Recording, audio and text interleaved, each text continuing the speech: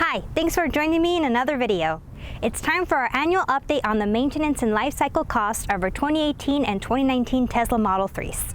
So today we'll be focusing on costs from September 2022 to 2023, which marks 5 years of ownership on the 2018. If you haven't seen the rest of this series, these updates come annually in September because that's when the long-range Model 3 was manufactured.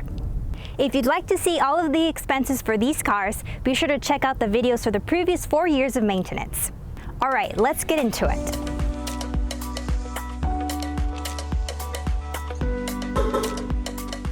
Let's start off with my 2019 Tesla Model 3 Standard Range Plus. It was produced in March of 2019, so it's about 4.5 years old. I'm currently at 56,000 miles and the basic vehicle warranty officially expired this year. It's still covered under the battery and drive unit warranties until 100,000 miles or 8 years of ownership, so I still have a way to go before those end. Place your bets for the 2027 update video on if the warranty will expire due to mileage or time. This past year, Tesla Mobile Service came out for a recall on the trunk lid harness. They inspected and replaced the harness, which was causing some problems with the rear camera showing up with the black screen. During the service, they also pushed out an over-the-air update as a previous update failed and caused my profile data to be erased. So that was fixed, but I had to re-enter all my settings on my car. No costs were incurred for this since it was a recall, and Tesla doesn't charge to push out updates. I did routine maintenance on my tires and recently purchased 2 new tires. The cost for 2 Michelin Primacy MXM4 tires was $852.73. These tires are expensive, but they're the OEM ones that came with the car and included the noise dampening foam. In my previous video, I explained that 2 of the tires had already been replaced, one for a defect and one for an unrepairable nail. So I didn't have to buy all 4 at once. As I was wrapping up my notes for this video, my car gave me a notification that my 12-volt battery needed to be replaced. I made an appointment for the day after and Tesla Mobile Service came to replace it. Luckily, when the car can detect that the 12-volt battery is failing, it keeps itself online until the battery can be replaced. This keeps you from getting stranded and needing a jump start. Unfortunately, at this point, my basic warranty had expired, so I had to pay out of pocket. The total for this service was $127.92. That's it for my car. Total maintenance and repairs for this year was $980.65. I also like to include fueling costs. 2 things to know. I have supercharging credits, so my charging costs may seem lower than expected. Secondly, Arizona's electricity rates are cheaper than other states. According to my Tesla's app's estimator, I spent $219 in the past year charging 3,227 kilowatt hours, or roughly 11,000 miles. Make sure to check your area's rates to get an estimate of what you would pay. A few people have also asked about my insurance costs, but that number is going to vary greatly by person, location, car, provider, and coverage, so this number really isn't going to mean too much, but I figured I'd include it. I pay $120 a month in car insurance for this vehicle. I think that's pretty average for insurance costs, but I haven't looked around in a while. Alright, that's it for my car. Moving on to the 2018 Tesla Model 3 Long Range. It's just under 116,000 miles. And contrary to what some people believe, this car does not need a battery replacement after 100,000 miles. The basic vehicle warranty is no longer active, but it still has the battery and drive unit limited warranty, which expires at 120,000 miles.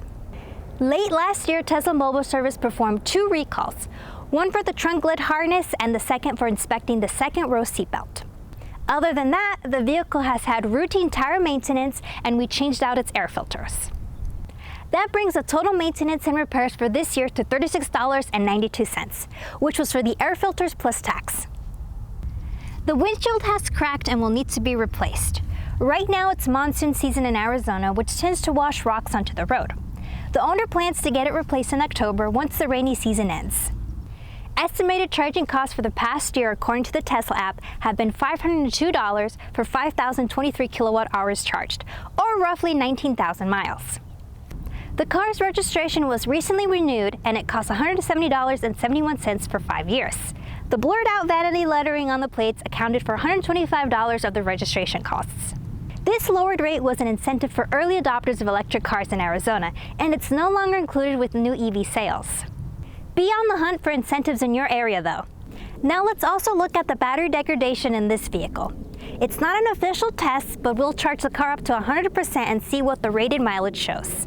In a future video, we'll run it through the Tesla diagnostic test to get some more official degradation numbers. For now, let's charge it up and see what the mileage is. Let's see our results.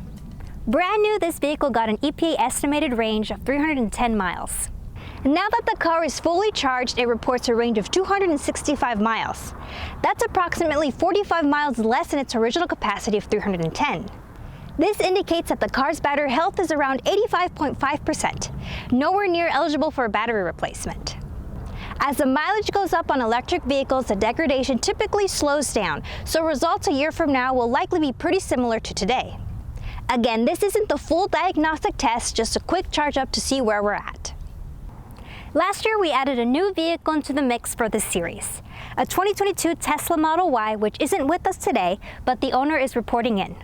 The Model Y is at 33,000 miles and has only received minimal maintenance. They've refilled the washer fluid, rotated the tires, though they're coming due for replacement soon. And they replaced the air filters for $34. Not too bad.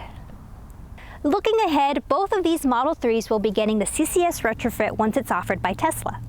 Because of the time frame these were produced, they're currently not compatible with CCS chargers.